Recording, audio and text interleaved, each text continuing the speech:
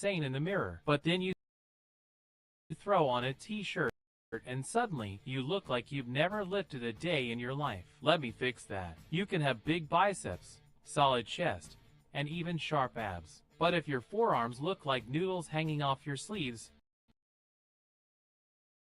game over. Because when it comes to looking strong, forearms are the real cheat code, just like a thick neck. And the reason is simple. They're always visible. Grow them, and they will instantly scream power even through your shirt. Even if your arms aren't massive yet, built forearms make them look thicker. And this is one of the rare muscle groups where veins show up fast. You don't even need to be shredded. Train them right, and those veins will pop like road maps. So if you want arms with a badass look, start with your forearms, because nothing screams strength like a handshake that feels like it could crush concrete.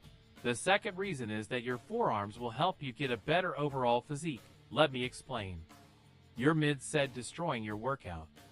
Then boom, your forearms are on fire. Your grip dies, and the bar starts slipping like a wet fish. Your forearms aren't just for show. They're the bridge between your strength and the weight you're lifting. You can have monster back muscles, but if your grip gives out first, that sets over before it even starts.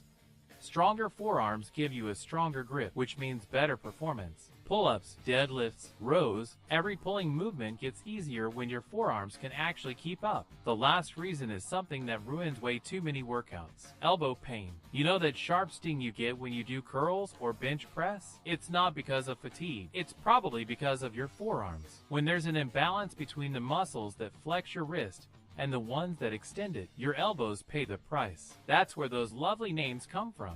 Tennis elbow and golfer's elbow. One means your flexors are weak, the other means your extensors are weak, but no need to pick sides. Both are equally painful. The good news is that you can quickly fix that by adding forearm exercises to your program. Little by little, you'll balance things out and your elbows will stop screaming every time you touch a dumbbell. Alright, time for the unfair forearms genetics truth. When it comes to forearms, genetics play a massive role, just like calves. Some people were just born with forearms that look like they've been gripping Thor's hammer since birth. Others, well, let's say they are not so lucky. It mostly comes down to bone length and muscle insertions, the spots where your muscles attach. If you've got long muscle bellies, congrats, you basically won the forearm lottery. Your muscles have more room to grow, and you'll get that thick, full look easier. But if your muscle bellies are short, well, let's just say the gains won't pop as much visually. Unfair? Yeah.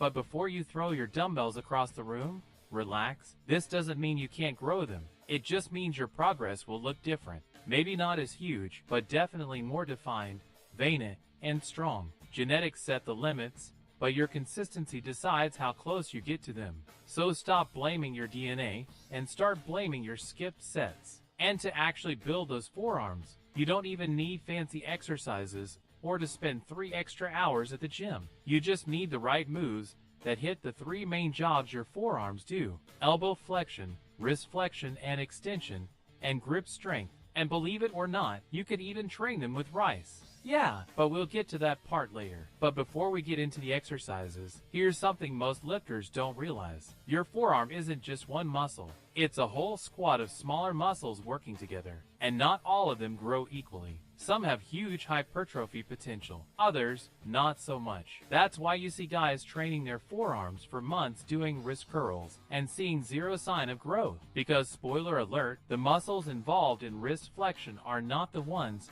with the best hypertrophy potential. If you want big forearms, the star of the show is the brachioradialis. And no, it's not a dinosaur. This is the muscle that sits right on the top part of your forearm, close to your elbow. With the highest growth potential, it makes your arms look powerful. So, if you're chasing aesthetics, this muscle is doing 90% of the work. To target it, simple, use neutral or pronated grips. That's why your first go-to exercise here is the hammer curl. Dumbbells, cable rope, machine, doesn't matter. As long as your palms face each other, you're golden. But the real MVP is the reverse curl. It hits the brachioradialis hard and works your wrist extensors at the same time, which means bigger forearms and healthier elbows. Super underrated exercise, and yet super easy to sneak into your biceps workout. Moving on to the second team of your forearms, The wrist flexors and extensors. They're the ones responsible for bending and extending your wrists. And yeah, they're also the little troublemakers behind most elbow pains we talked about earlier. These muscles don't have crazy growth potential. They won't suddenly make your forearms look like boulders, but strengthening them is key for keeping your elbows pain-free.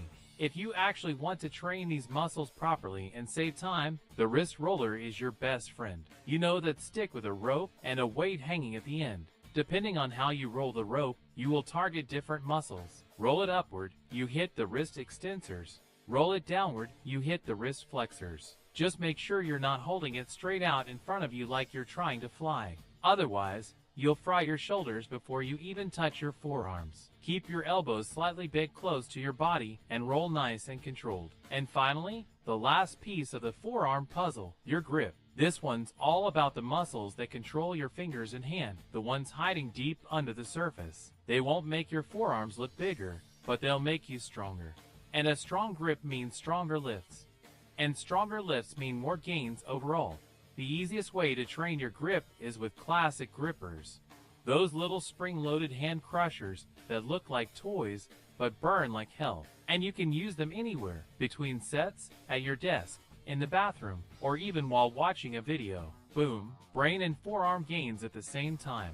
You can also optimize your workouts by using fat grips. They're basically thick rubber sleeves you wrap around your barbell or dumbbells. Once they're on, the bar gets thicker, harder to hold, and suddenly every rep becomes a grip workout on autopilot. Cheap, effective, and perfect if you're short on time. Just don't overuse them so your biceps or back workout doesn't turn into a forearm workout only. And for those who want an alternative, try rice bucket training. Grab a bucket, fill it with rice, and dig your hands in like you're looking for buried treasure.